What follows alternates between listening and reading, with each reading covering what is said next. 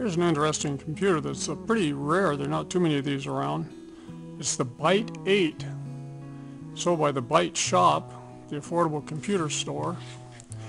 It was sold in several configurations. Take the manual away, you see the front panel there with just a reset, a start, and a power. This computer actually didn't use that panel. This computer actually used a full front panel and was customized for Olson as the 880 microcomputer, but it's a Byte-8 computer just with some custom labeling on it.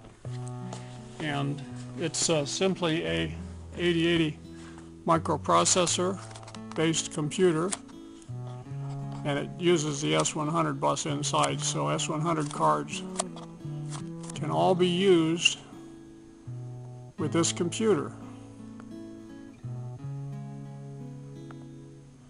And they're just standard S100 cards inside. Taking a look inside, we see that there's a 10 slot S100 bus motherboard in here. Here's the power supply, pretty simple, just a transformer, capacitor, regulator, a couple of other capacitors. Very straightforward, simple power supply. Cooling fan back here, and the front panel, and the motherboard, and the, of course, on the base. Pull one of the memory cards out here. This is the EEPROM memory card, and it uses 16 kilobyte EEPROM memory chips. And there's space here for 8 of these chips. So this would tease 16, 32, 64. This would carry 128 kilobytes of EEPROM memory. Now, very straightforward, handmade or hand-assembled board. Obviously required some modifications on the back to make it operate. Some resistors and jumper wires. Like I said, a lot of work went into making this computer functional. The bottom of the computer is very straightforward. The bus connectors, the power supply connectors, and just a very simple S100 arrangement here on this computer.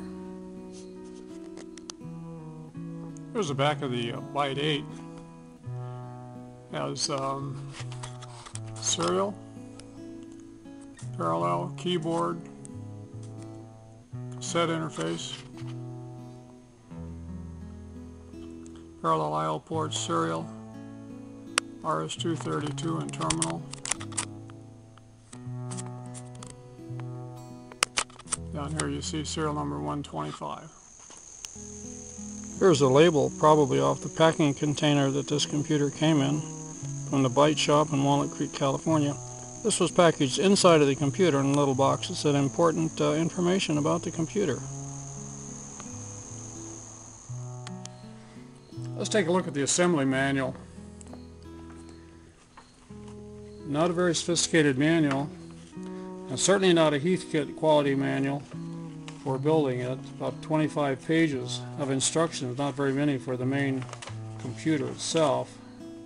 There are a few photographs in here that kind of show the layout of what you should be doing and the parts. This is just the mainframe, not the cards themselves.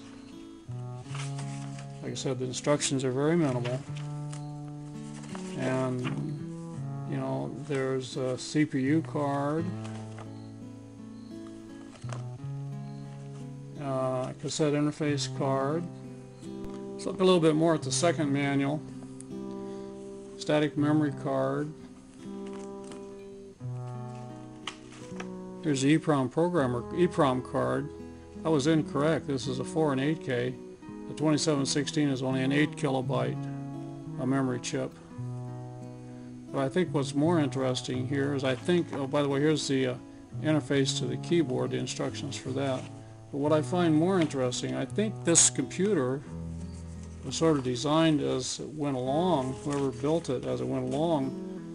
There's a lot of handwritten instructions in the back and schematic diagrams. So I'm believing that the keyboard interface and the serial interface, here's the keyboard that we just saw, that was interfaced to the computer. I'm believing the interfaces for those were designed by whoever built this computer. So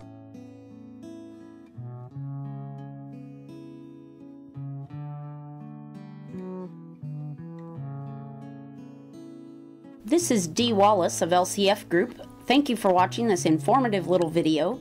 Have a good day.